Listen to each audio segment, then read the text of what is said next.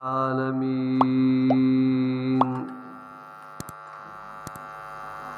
वस्सलातु वस्सलामु अला अशरफिल अंबियाइ वल मुरसलीन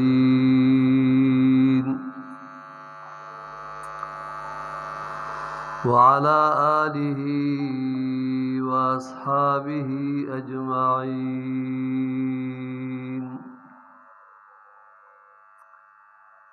अम्मा बादु फ़अऊज़ु बिल्लाहि मिनश शैतानिर रजीम।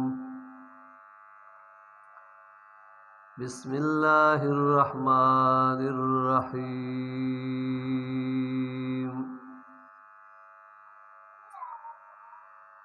क़ुल बिफ़द्लिल्लाहि व बिरहमतिहि फ़बिज़ालिका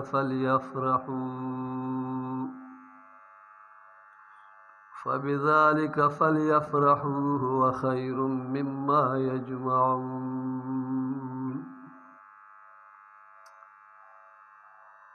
वक़ाल रसूलुल्लाहि स्वल्लल्लाहु अलैहि व अला आलिहि व स्वहबिहि व बारक व सल्लम हाकियन अनिल्लाहि तआला। कुन्तु कंज़न मख़फ़िय्या फ़अहबब्तु अन उअरफ़ फ़ख़लक़तुल ख़ल्क़ औ कमा क़ाल अलैहिस्सलातु वस्सलाम।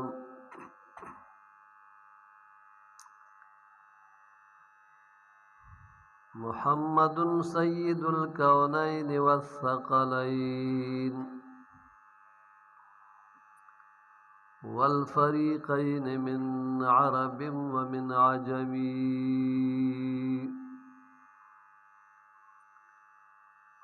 जाअत लिदअवतिहिल अशजारु साजिदतन तमशी इलैहि अला साक़िम बिला क़दमी। मौलाय सल्लि व सल्लिम दाइमन अबदा अला हबीबिका खैरिल खल्क़ि कुल्लिहिम।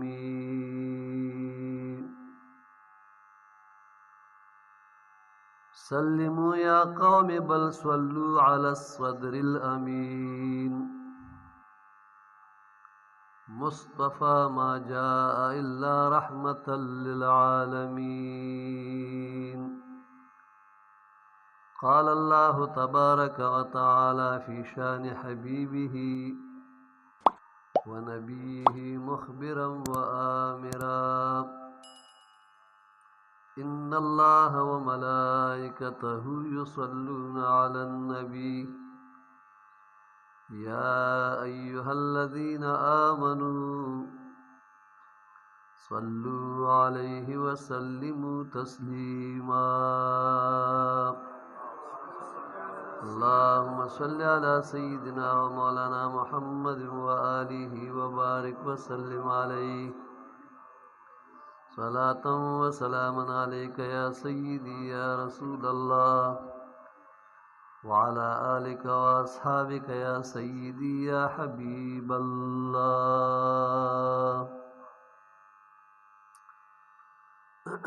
मुअज़्ज़ज़ और मोहतरम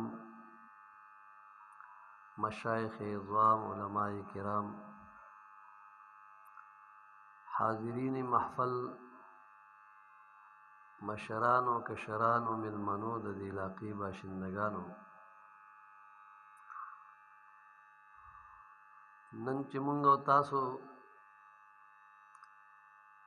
मोहतरम हाजी फजल वकील साहब और दाग़ी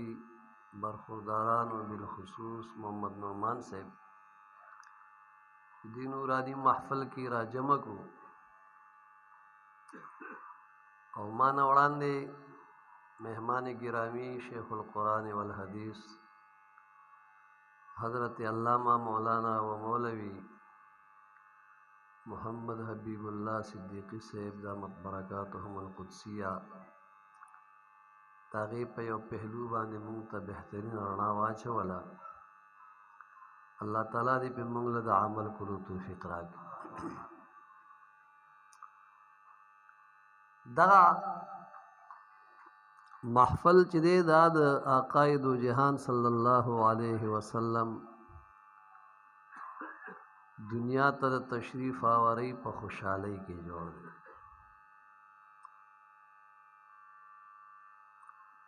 او دا خوشحالي چې دی دا مامور به ده. لږه غوندې توجه دې خوا وکړي نو تاسې به د خبرې په اصل مقصد باندې پیش. اول نمبر دا خبره چې خوشحالي دوه قسمه ده. یو خوشحالي د هغې مناول په شریعت کې ممنوع دي. هغه به انسان نه مناوی. او قرآن عظیم الشان کې رب ذوالجلال فرمایي چې لا تفرح ان الله لا يحب الفرحين. خوشحالي مه کوه، یقینا الله خوشحالي کوونکي نه خوښوي. دا د قارون باره کې راغلي، خو مفسرین کرام فرمایي چې د دې حکم عام دی ځکه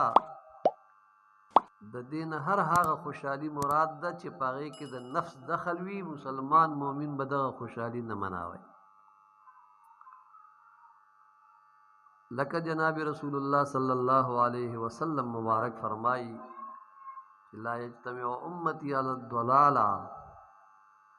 زما امتیان به گمراهی باندې نه جمع کېږي.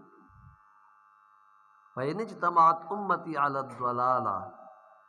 پس کچری زما امتیانو گمراهی باندې جمع شو نو دا یو زبردست اعلان حضور علیہ السلام مبارک کړی دی چې فانا بریء منهم وهم بریئون مني. زه د هغې نه بیزار او هغې زما نه بیزار. نو د نبي کریم علیه الصلاۃ والسلام د دې قول مطابق د گمراهۍ په مجلس کې به مسلمانان مؤمنان نه جمع کېږي، د نیکۍ په مجلس کې به جمع کېږي. نو دا یو قسم خوشحالي مناول دا شرعاً منع. دویمه خوشحالي چې دی هغه مامور به ده، د هغې مناول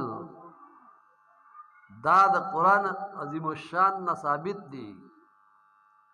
د احادیث مبارکو نه ثابت. دا کوم آیت کریمه چې ما په خطبه کې ولوستو، رب ذوالجلال فرمایي قل بفضل الله وبرحمته. محبوبه ته دې خلکو ته په خپله خوله مبارکه باندې وفرمایا فرمان زما دی، خو لیکن چې ستا په خوله مبارکه باندې ورته ورسیږي نو دې کې نور کمالات هم پیدا کیږي، ځکه چې دا خلق دا ستا امتیان او چې کوم ځای کې قل راغلی دی نو دا قل چې راغلی دی د دې نه وروستو ډېره محتم بشان خبرې ځکه یې قل فرمایلي وي. او اکثر ځینو کې که موږ او تاسو وګورو نو ګورئ قل ان صلاتي ونسكي ومحياي ومماتي لله رب العالمين. رستو څومره زبردست خبره ده نو په قل سره یې وکړه چې محبوبه ته ورته داسې وفرمایه قل ان كنتم تحبون الله فاتبعوني يحببكم الله. داسې ډېرې ځایونه کې راغلي دي، دا قل سر کې راغلی دی، دې نه وروستو ډېره ضروري خبره نو د هغه د محبوب علیه الصلاة وسلام په خوله مبارکه باندې خلکو سره په دې ځای کې هم فرمایي چې محبوبه ته ورته وفرمایه بفضل الله وبرحمته، چې د الله تعالی په فضل او د الله په رحمت باندې فبذلک فلیفرحوا، په دې د څه وکړي د دې فضل پراتلو او د دې رحمت پراتلو چې مفسرین کرام فرمایي د فضل نه مراد قرآن عظیم الشان دی، اسلام دی، او د رحمت نه مراد ذات با برکات د جناب محمد مصطفی علیه التحیت و ثنا. د دې دواړو پراتلو دی اظهار د مسرت او د خوشحالیو. اوس داسې نه فرمایي چې فبذلک فلیسجدوا. د دې فضل او د رحمت د راتلو په یوس کې دی الله ته سجدي ولګي.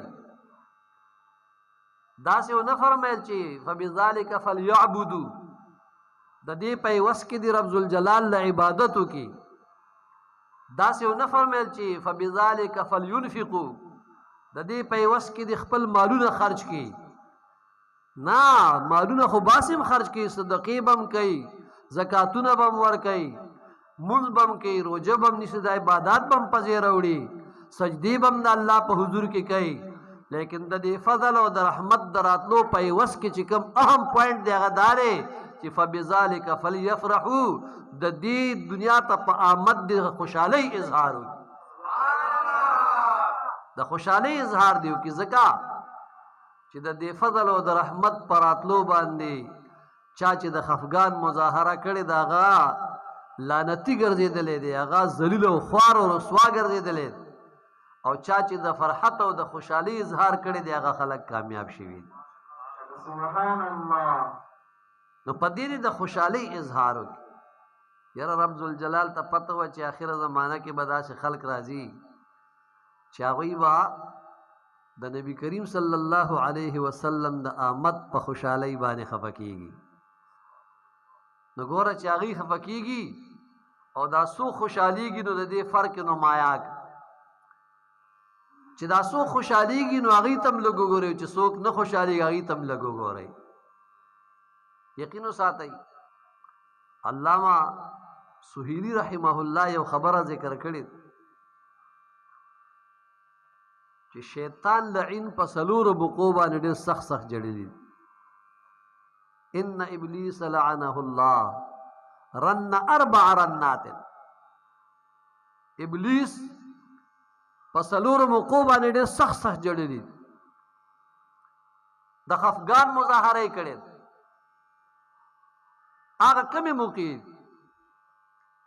هغه فرمایي رنة حین لعنا. په کوم ورځ چې دی د رب ذوالجلال د دربار نه لعنتي شو چې آدم علیه السلام مبارک ته تعظیمي سجده ونه کا، او دا تعظیمی سجده په حقیقت کې د نبی علیہ السلام نورانیت ته وه چې دغه په وجود کې نور محمدي صلی الله علیه وسلم پرو. او شیطان چې کله د هغې نه انکار وکړ نو د رب ذوالجلال د طرف نه لعنتي وګرځېد. یاره الله ورته وفرمایي قال فاخرج منها فانک رجیم. د جنت نه وځه، یقینا تر اٹلے شوی. وَإِنَّ عَلَيْكَ اللَّانَةَ إِلَى يَوْمِ الدِّينِ. او یقینا پتا باندې زما لعنت ته قیامت تر ورځې پورې وي. اوس چې کله دې لعنتي وګرځي نو په دغه ورځ ډېر سخت سخت وژړل. او دویم نمبر دا ورنة حین اهبطا. په هغه موقع ډېر سخت سخت جړلي دي چې په کومه ورځ باندې دی د جنتونو نه اسمان ته، اسمانونو نه بیا ځمکې ته راکوز کړی شه، نو په دغه ورځ باندې ډېر سخت سخت وژړل. هسې خو راکوز شوي آدم علیه السلام هم راکوز شوي خو بیبي حوا رضی الله عنها هم وه، لیکن هغوی بیا هم هغه خپل مقام د جنت ته ورسېده او دی هم دغسې لعنتي او رسوا او ذلیل پاتې شو. ګورئ د هغه اعلی مقاماتو نه چې ښکته راغی نو د دغه کوزېدو په وخت کې هم د ډېر سخت سخت وژړل. او دریم نمبر ورنة حین ولد رسول الله صلی الله علیه وسلم. په کومه موقع چې جناب رسول الله صلی الله علیه وسلم دنیا ته تشریف راوړه نو دا موقع د خوشحالۍ وه خو د شیطان دپاره د غم موقع وه. اوس هم چې څوک د نبي علیه السلام دنیا ته په راتلو خوشحالي کوي هغه د الله په کلام باندې عمل کوي، او چې څوک د خفګان مظاهره کوي هغه د شیطان ملګری دی او د هغه سنت ادا کوي. نو د حضور علیه السلام مبارک دنیا ته د تشریف آورۍ په وخت کې شیطان ډېر سخت سخت جړلی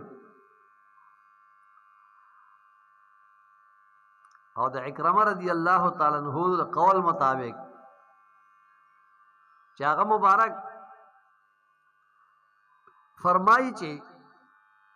علامه ځینی دحلان رحمه الله دا خبره ذکر کړې چې عکرمه رضی الله تعالی عنہ فرمایي کہ ان ابلیس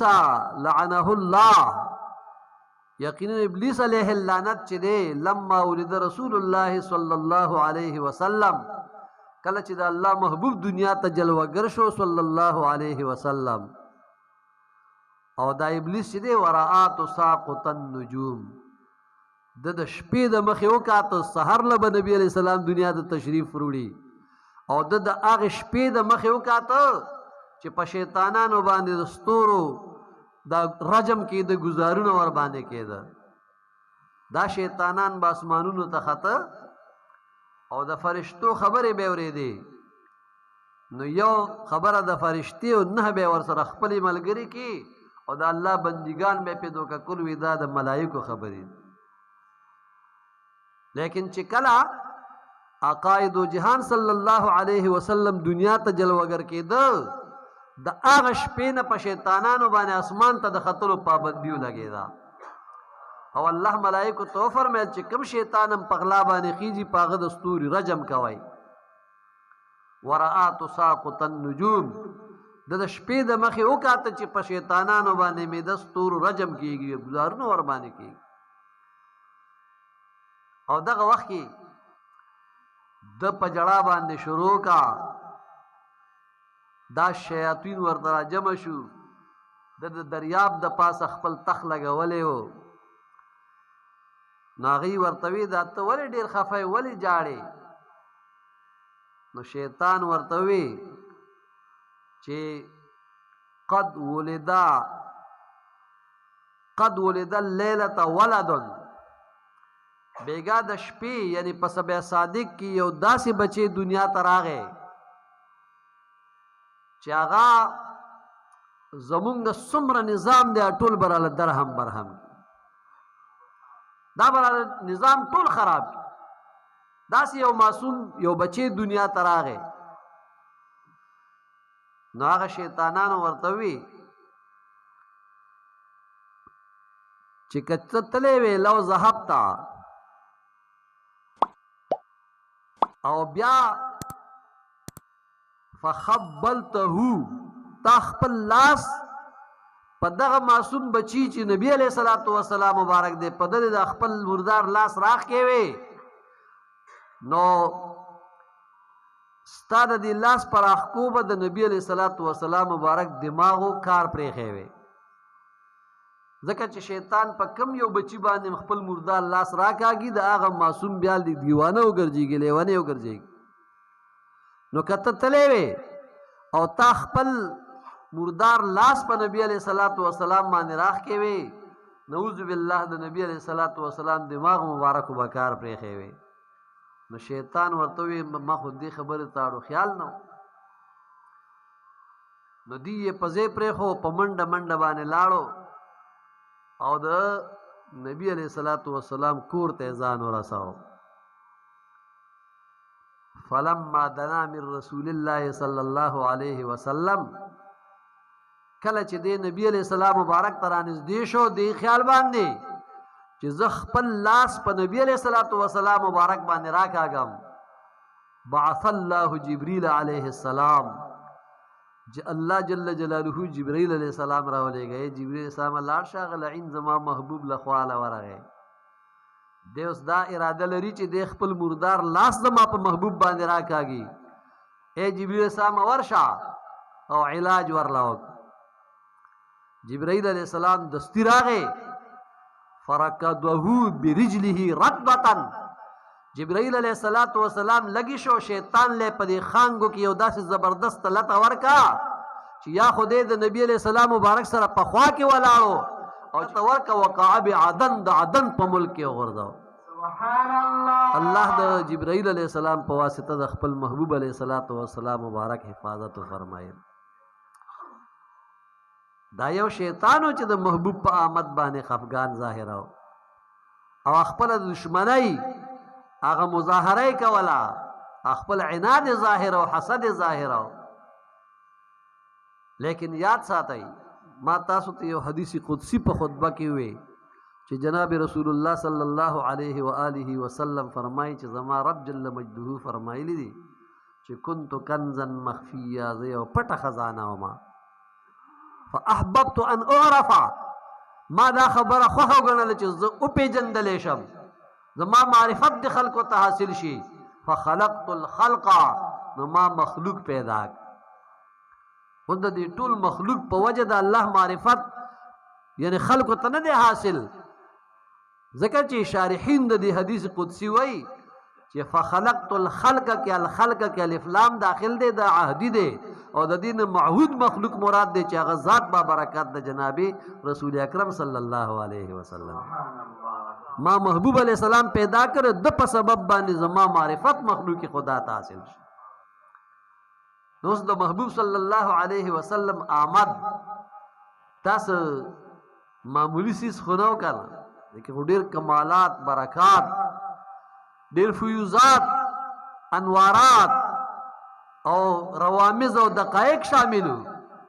د محبوب علیہ الصلوۃ والسلام مبارک دنیا ته آمد دا د ډیرو برکتونو باعث دا د ډیرو خیرونو باعث د دغه مبارک دنیا ته د آمد خوشحالی دی مناو او دغه خوشحالی مناول چي دي کدا د قران عظیم الشان خوشحالی مناول دی او کدا صاحب قران صلی الله علیه وسلم نو رب ذوالجلال فرمای هو خیر مما یجمعون. دا خوشحالی مناول چي دي کنه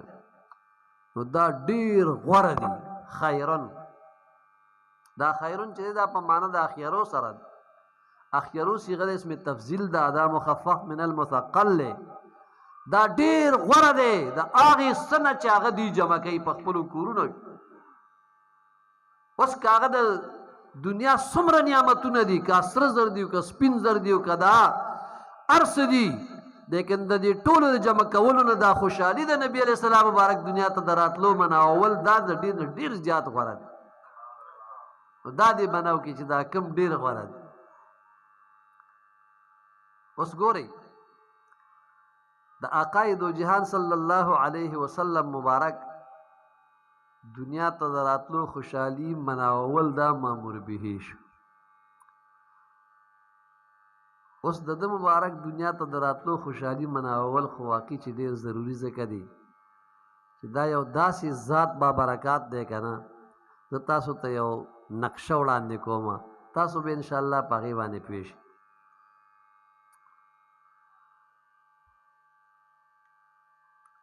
زمونږ او تاسو د پاره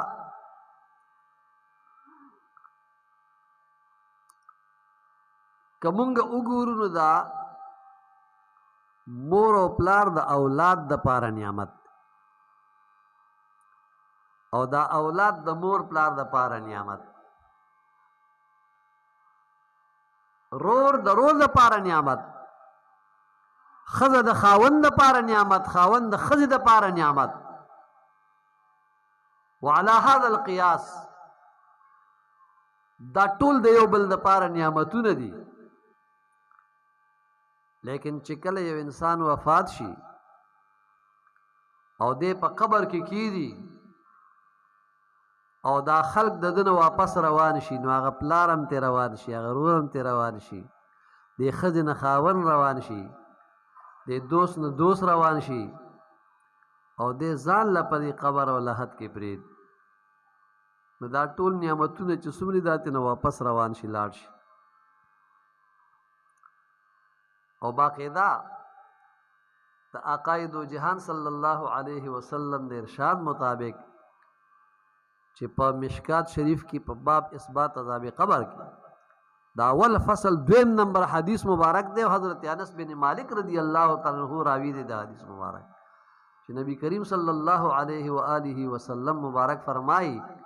ان العبد اذا ودع فی قبره یقیناً چې کله یو بنده وفات شي او قبر کې کېښودلی شي وتولى عنه اصحابه د خپلوان دوستان احباب د ده سره چې څومره دی قبر ته راغلي وي دا ټول واپس روان شي انه لیسمع قرع نعالهم یقیناً دی د هغوی د څپلو چغارې په خپلو غوږونو باندې اوري. ده ته پته ولګي چې فلانې فلانې ټول زما د قبر نه واپس روان شو. اوس دا پلار د دې زوی دپاره نعمت دی خو هغه نعمت واپس لاړو. دا زوی د دې پلار دپاره نعمت دی خو پلار یې قبر کې کېښودی ته واپس لاړو. دا رور د دې رور دپاره نعمت دی دا رور یې قبر کې کېښودی ته واپس لاړو. لیکن چې دا ټول نعمتونه ته واپس لاړ شي دا الله ښکلی محبوب ولا قبر ته تشریف راوړي. په خبره ورسېده چې دا ټول نعمتونه درنه واپس ځي او دا کم نعمت درله لحد او قبر ته راځي او فرشتې درته وایي چې ما كنت تقول في حق هذا الرجل لمحمد صلی الله علیه وسلم. نو یقین وساتئ حاجی محمد امین رحمت الله تعالی علیه به فرمایل وی چې فرشتې قبر کې راشي سوال جواب دپاره ورته به وایم چې غلام محمدي یم زه. اوس چې په قبر کې نبی کریم علیه الصلاۃ والسلام مبارک د یو مؤمن مسلمان سره یعنی هغه مبارک وي نو د الله جل جلاله دا وعده ده چې وما کان الله لیعذبهم وانت فیهم. محبوبه چې ته په دې کې موجود نو د الله شان سره لایق نه دي چې دې ته عذاب ورکړي. چې د مؤمن مسلمان قبر ته چې نظام کې تبدیلی رااله خو دا مؤمن مسلمان دی او د نبی علیه الصلاۃ والسلام آمد په لحد کې په قبر کې دا د عذاب د دفع دپاره بهترینه ذریعه ده. ګورې یاد سات ځکه چې هغه جوابونه هم وله صحیح ورکوي ځکه ورته بیا وایي چې نم که نومت العروس. نو د حضور صلی الله علیه وسلم دا یو دیدار په قبر کې د تمام جهان نعمتونه دی نه قربان شي. یقین وساتئ دغه محبوب علیه الصلاۃ والسلام مبارک تا په قبر و لحد کې ځان نه پرېږدي. دویمه خبره زمونږ د دې خپل وجود د اندامونه چې دا به د قیامت په ورځ په مونږ باندې ګواهي ورکړي او د دغې ګواهۍ په سبب به انسان ګیریږي. سورہ یاسین کې رب ذوالجلال فرمایي الیوم نختم علی افواههم وتکلمنا ایدیهم وتشهد ارجلهم بما كانوا یکسبون. نن ورځ د قیامت کې به مونږ د دوی په دې خولو مهر ولګو د دې ژبې به خبرې پرېږدي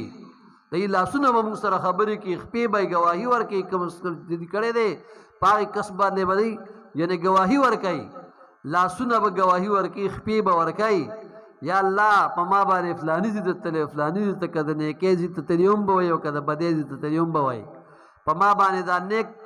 کار کړی او دا څیز را باندې راغستی او د ګناه دا کار را باندې کړی دا لاسونه به ګواهي ورکوي. نو دا ګواهي چې ورکي نو ډېر خلک به داسې وي چې د دې ګواهۍ په سبب به هغه ګرفتار شي او دی به لایق د جهنم وګرځي. دا ګوره ستا د خپل وجود د اندامونه چې دا د الله د طرف نه بیل بیل نعمت دی. دا سترګې بیل نعمت خوله بیل نعمت غوږونه بیل نعمت دارنګې دا لاسونه بیل نعمت خپې بیل نعمت د سر نه واله د ویښتو نه تر خپو نوکانو پورې دا هر یو اندام بیل بیل نعمت دی. لیکن دغه نعمتونه د قیامت په ورځ راپاسي په تا باندې د الله په حضور کې ګواهي کوي او د هغې دغې ګواهۍ باندې د شکایت باندې ته ګرفتارېږي او جهنم ته ځې. لیکن یاد ساتئ آقا و مولا جناب محمد مصطفیٰ علیہ التحیت والثناء دا اللہ رب ذوالجلال داسې نعمت عظما دی چې هغه تا باندې د قیامت په ورځ شکایت نه کوي بلکې په سخته ورځ د قیامت کې ستا دپاره د الله په حضور کې شفاعت کوي. ګورې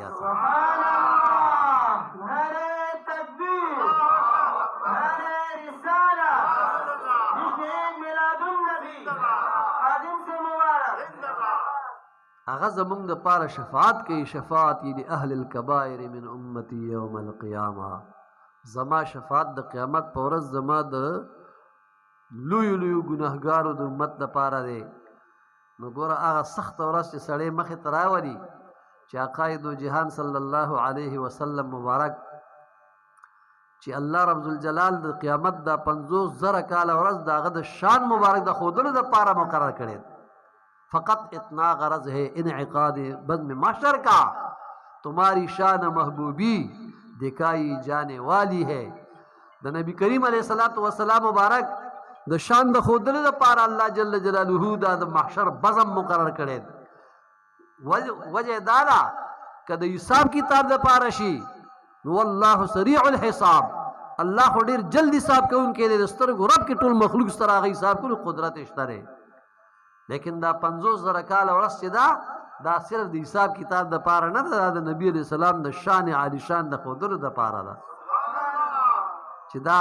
نور به یو نیزه یا د یو میل فاصلې په مقدار په سر باندې اوچت ولاړي ځمکه به له تانبې نه جوړوي او دارنګې سخته ګرمي به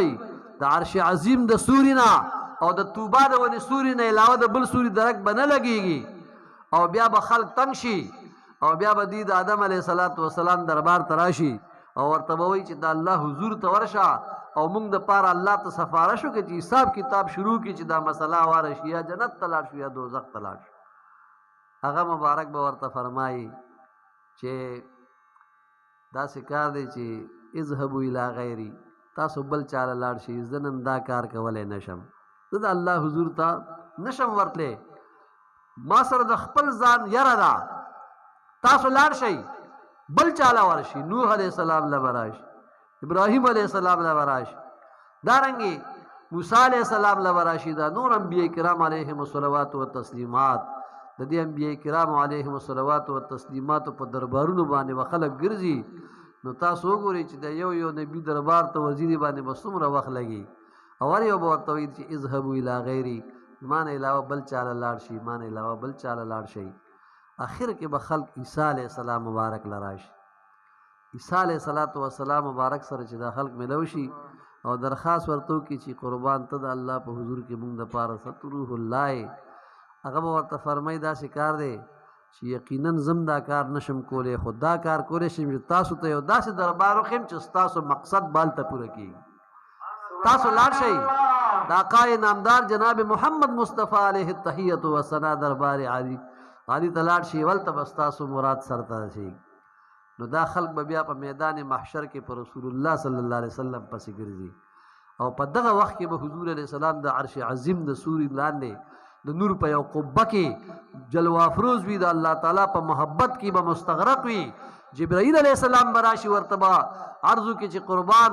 امت در پسې ګرځي میدان محشر کې در په در ګرځي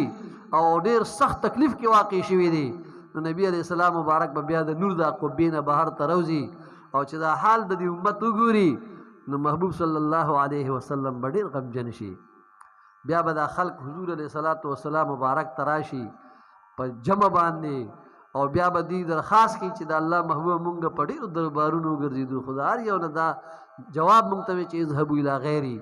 نبی کریم علیه السلام مبارک به ورته داسې نه وایي چې اذهبوا الی غیري بلکې دا دواړه لاسونه مبارک به راوالي او په خپله سینه مبارک به کېږي داسې به ټپی انا لها انا لها زه د دې دپاره یم زه د دې دپاره یم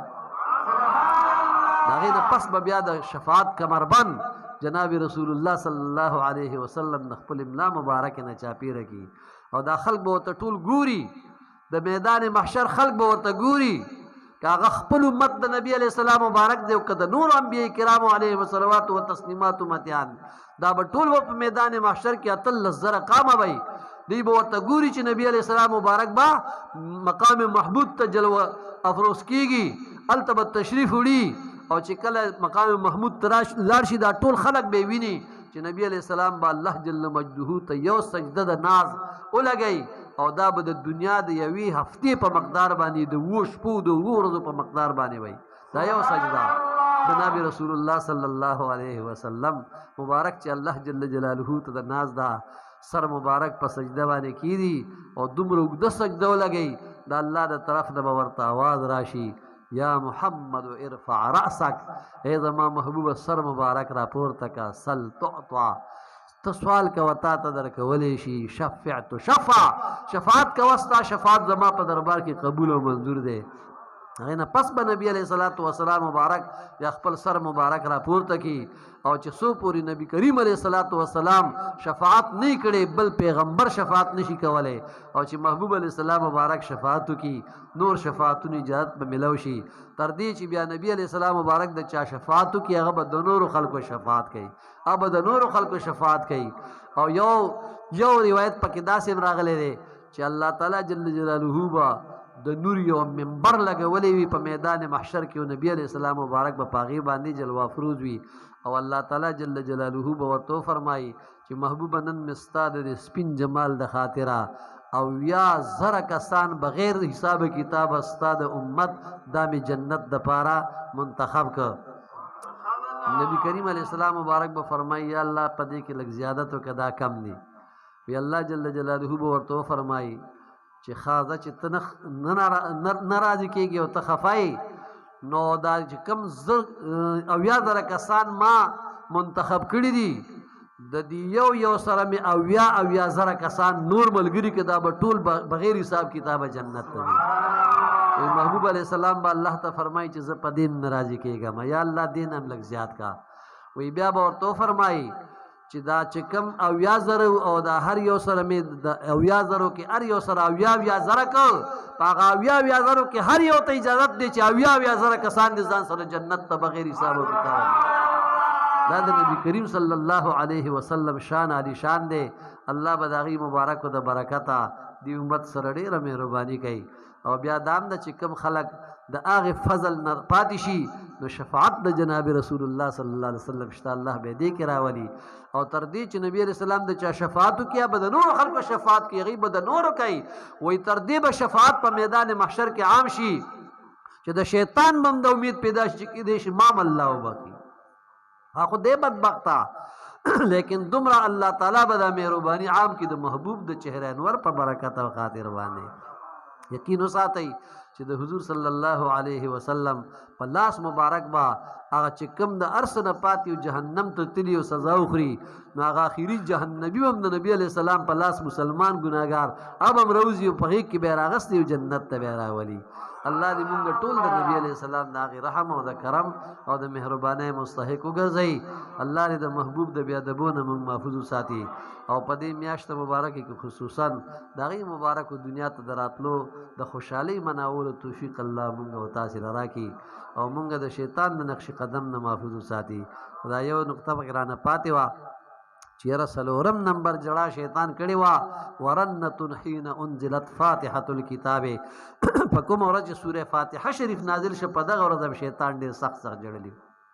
او دا ګورې ته سبع مثانی وای دا بدل نازل شوی یو د مکه مکرمه کې یو د مدینه منوره کې نو دا یو د په مکه معظمه کې جوړولې دی او بیا په مدینه منوره کې جوړولې دی الله دې زمونږ استاد د محبوب صلی الله علیه وسلم کامل اتباع محبت او شفاعت نصیب وګرځي وما علی الا البلاغ المبین درود شریف په نبی علیہ الصلوۃ والسلام اللهم صل علی سیدنا محمد